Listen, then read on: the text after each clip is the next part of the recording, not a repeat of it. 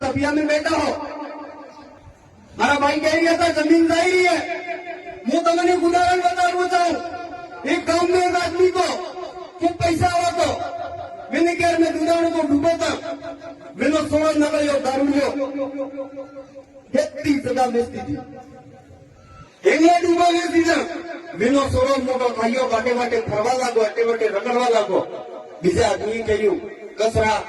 थारा बाते बाप वालो आदमी को थारा बाकी ने सजा की थारा बाकी ने डूबो था थारा क्या मैं जुड़ा हो तो परंतु थोड़ा बात दारू ले नकल